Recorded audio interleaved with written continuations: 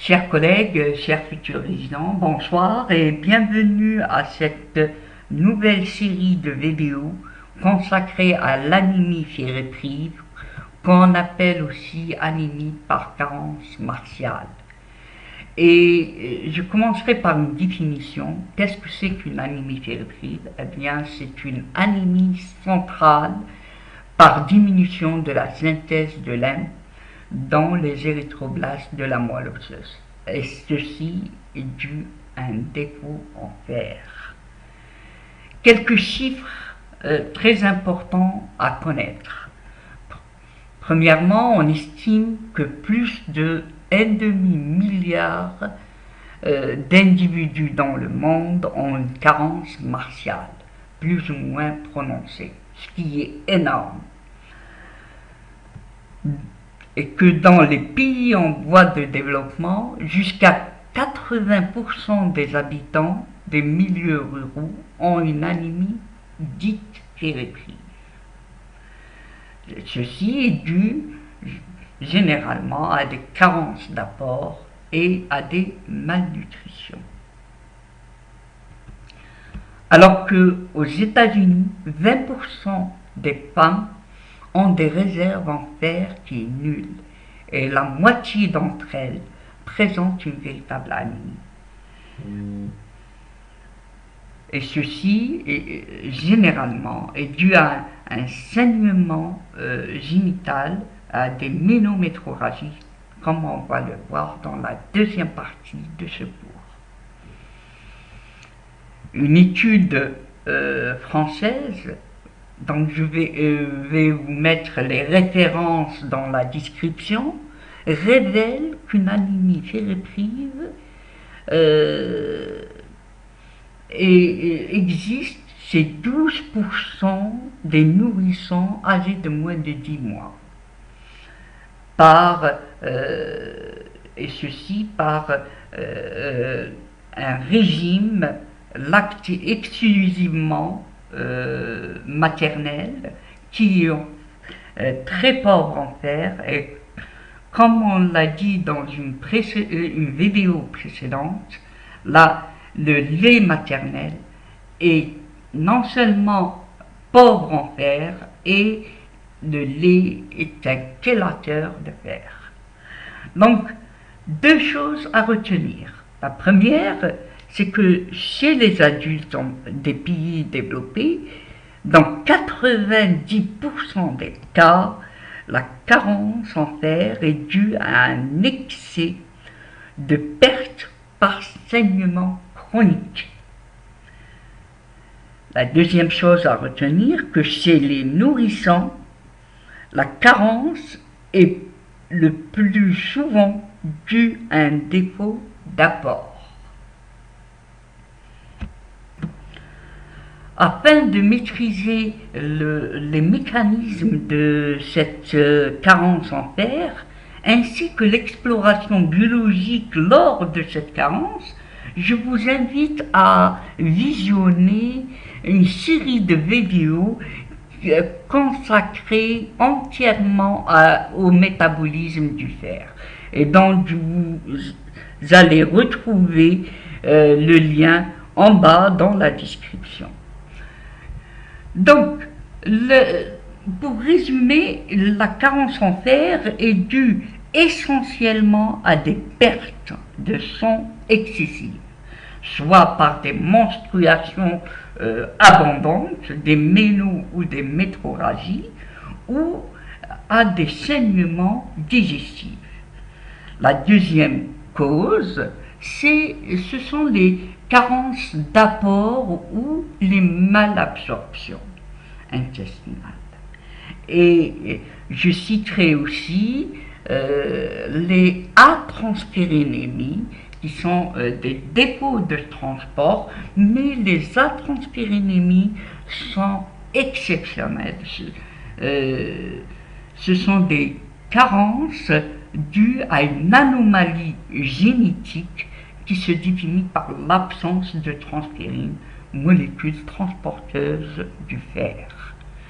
Donc, récapitulons. 3 mécanismes sont à décrire. Le premier, ce sont l'augmentation des pertes. C'est le mécanisme le plus fréquent. Il s'agit le plus souvent d'hémorragies peu abondantes, mais répétées de façon chronique. Et ces hémorragies siègent principalement au niveau génital chez la femme ou digestive. Le deuxième mécanisme est la diminution des entrées, et qui sont représentées par trois mécanismes possibles. Le premier, c'est l'insuffisance intrinsèque des apports, due à des malnutritions, à une anorexie. Les insuffisances relatives des apports vis-à-vis à des besoins augmentés, tels que lors de la croissance, lors de la grossesse, l'allaitement et dernièrement les malabsorptions digestives en fer, telles que la maladie cœliaque.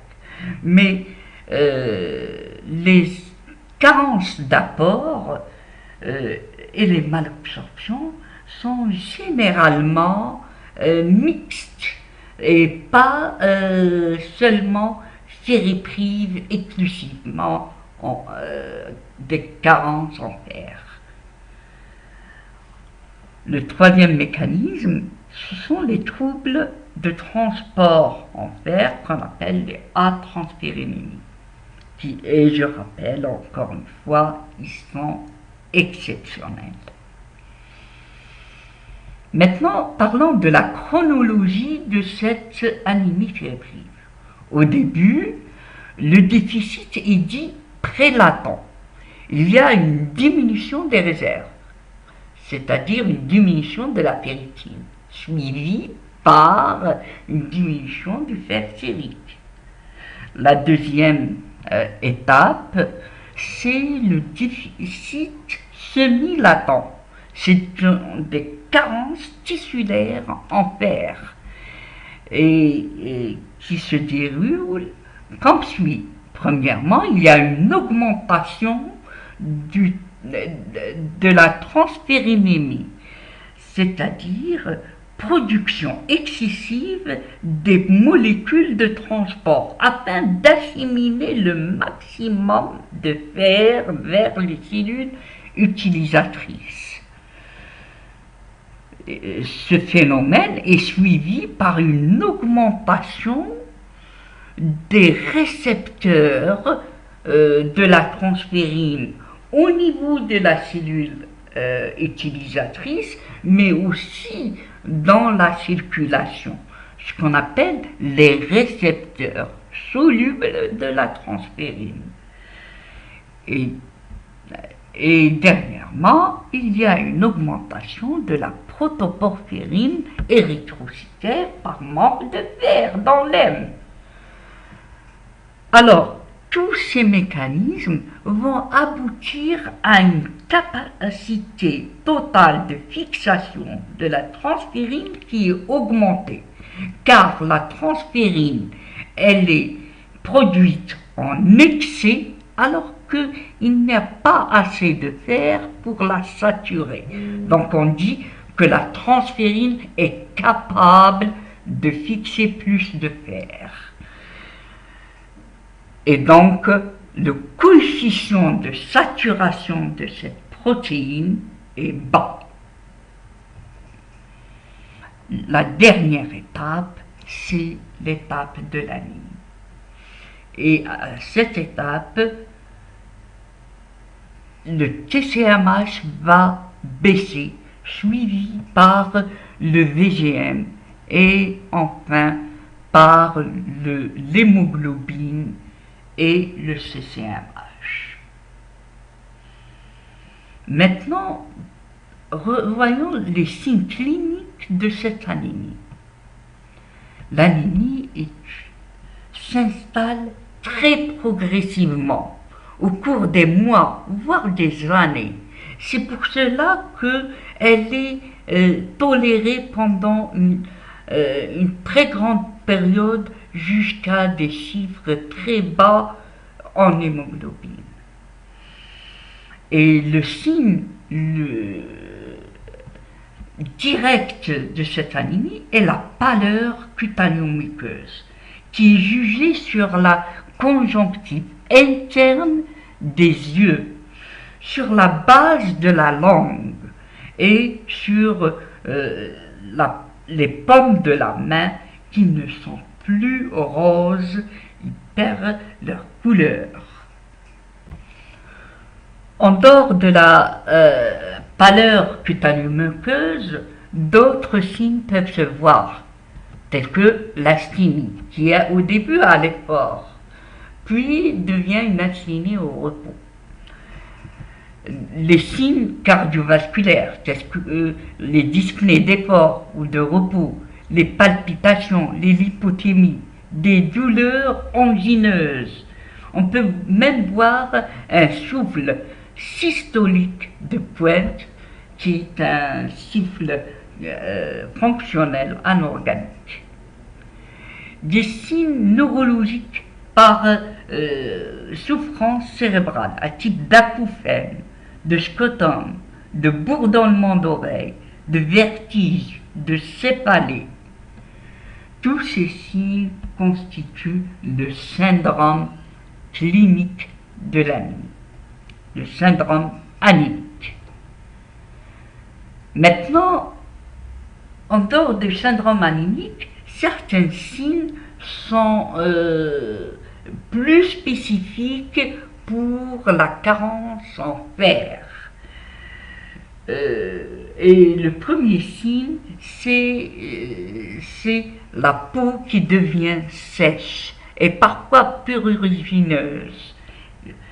Les lèvres sont sèches et avec des ragades cassantes, avec des perlèches. Les troubles des fanères, les cheveux qui deviennent secs et cassants. Deuxièmement, les ongles qui deviennent plus ou moins aplatis, rayés, et avec une déformation en cupule ou en petite cuillère qu'on appelle koilonishi. C'est les signes les plus caractéristiques de la carence en fer. Maintenant, la langue est dépapillée et luisante. On appelle ça la glossite atrophique. D'autres muqueuses peuvent être atteintes, telles que la muqueuse œsophagienne. Cette atteinte constitue ce qu'on appelle le syndrome de Peterson et Tilly, qui sont deux hématologistes qui exerçaient au début du XXe siècle dans la Mayo Clinics. Quelques années après, deux otorhinolaryngologistes, Pulmer et Vincent, à Londres, ont décrit le même syndrome. Et ce syndrome regroupe une dysphagie œsophagienne haute, une atrophie des muqueuses œsophagiennes avec la présence de membranes œsophagiennes à la fibroscopie digestive haute. L'atteinte d'autres muqueuses regroupe surtout la gastrite atrophique avec plus ou moins une achloridrie, une atrophie des muqueuses génitales et vulvaires chez la femme qui deviennent prurigineuses, et l'atrophie nasale reste exceptionnelle. Maintenant, j'aimerais porter votre attention sur un trouble du comportement alimentaire qui se manifeste par une perversion du goût et qui peut se manifester par une géophagie, une phagophagie, une trichophagie.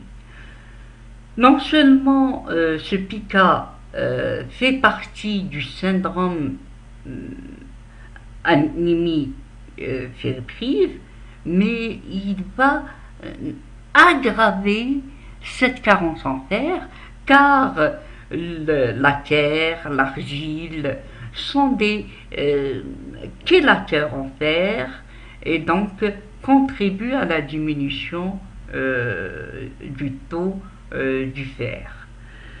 Sachant que ce pica va disparaître lorsque cette carence en fer est corrigée. Chez le nourrisson et le petit enfant, il existe parfois une difficulté dans le développement cognitif et psychomoteur, une asthénie et une fragilité particulière aux infections. Maintenant qu'on a terminé avec les signes cliniques de cette carence en fer, on passe à la biologie.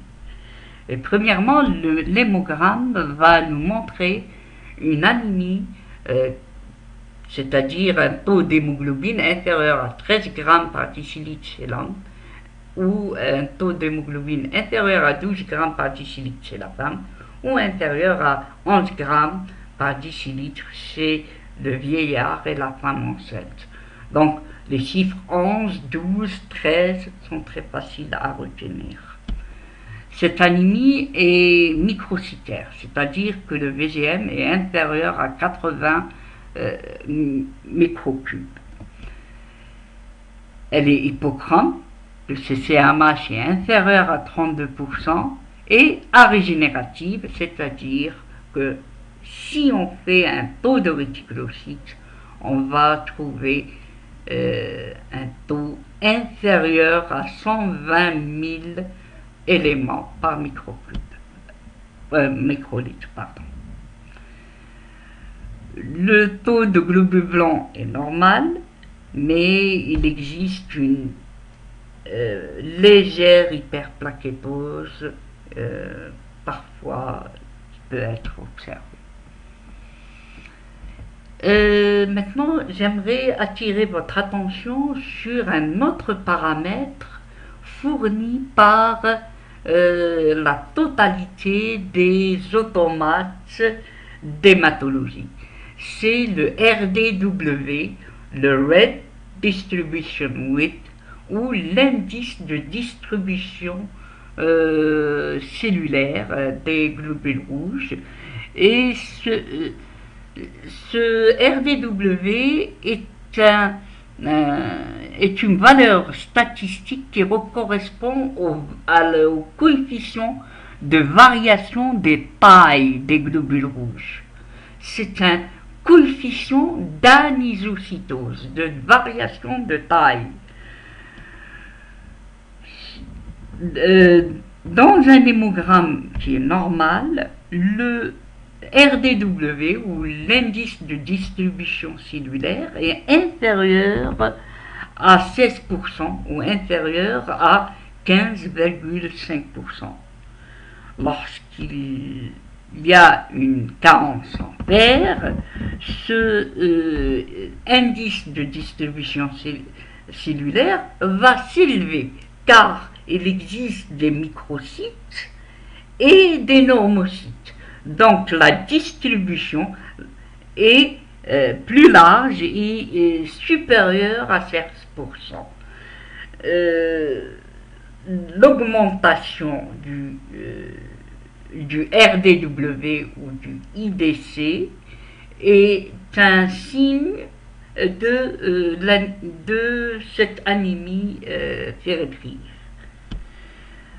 Par contre, si le graphe de distribution des tailles montre un graphe qui est bimodal, des microcytes et des macrocytes, ceci témoigne d'une carence mixte. La première en fer et la deuxième en acide folique, des macrocytes et des microcytes.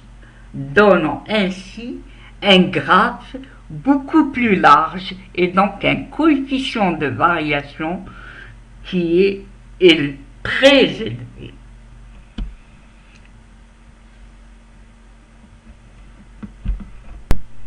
Maintenant qu'on a terminé avec l'hémogramme, on passe au frottis de sang. Il s'agit d'une prise d'une goutte à partir du doigt ou d'un tube d'ETA et qu'on va étaler sur une lame de verre, puis colorer avec une coloration qu'on appelle le May-Grenwald-Ngemsa ou le MGG. Puis ce frottis de sang est examiné sous microscope. Alors, sur le frottis de sang, on peut retrouver une anisocytose, c'est-à-dire une inégalité de taille, des globules rouges de taille inégale, ou des globules rouges de forme anormale, déformés.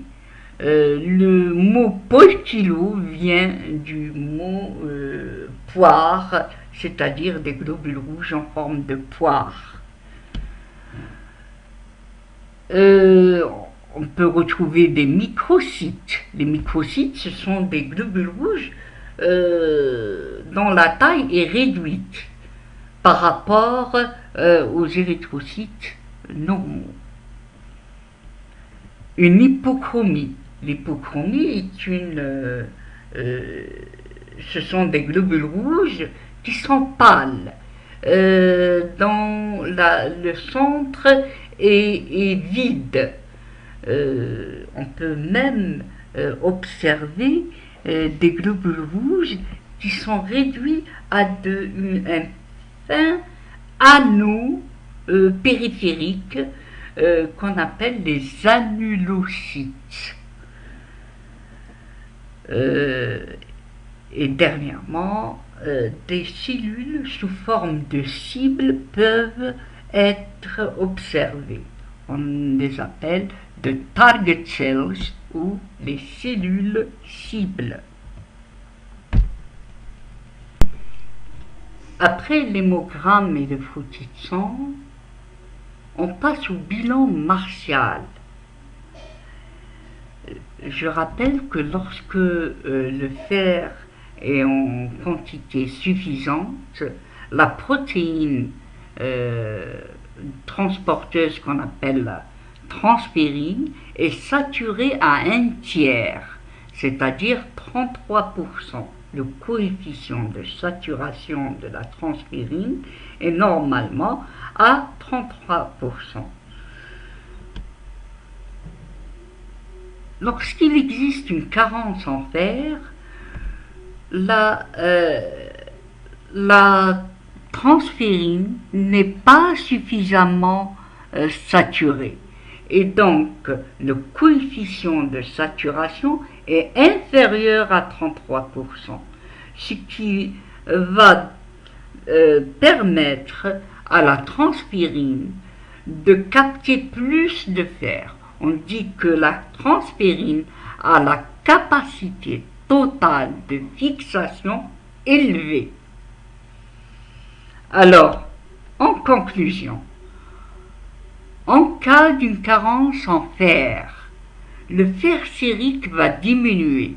Il est habituellement inférieur à 70 microgrammes par décilitre, alors que la capacité totale de fixation de la transférine est augmentée.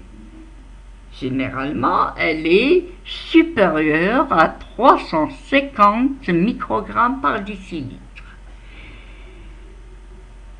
Et troisième paramètre, le coefficient de saturation est diminué, inférieur à 33%, voire même inférieur à 16%. Je rappelle que le coefficient de saturation est un calcul, ce n'est pas un examen de laboratoire.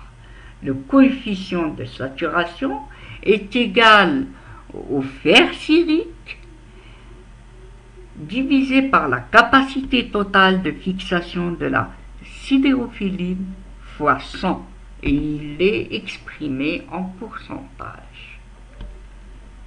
Le quatrième paramètre du bilan martial est le dosage de la ferritine. C'est le paramètre le plus fiable pour le diagnostic.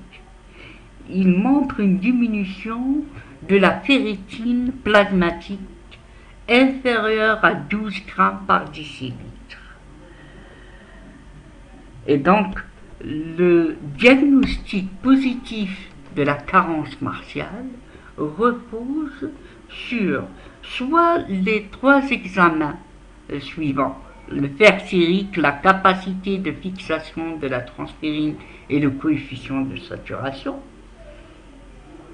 soit sur une ferritinémie plasmatique qui est suffisante pour poser le diagnostic. Je rappelle que l'hémogramme n'est pas indispensable en cas d'une anémie microcytaire. Seulement un bilan martial permet de poser le diagnostic.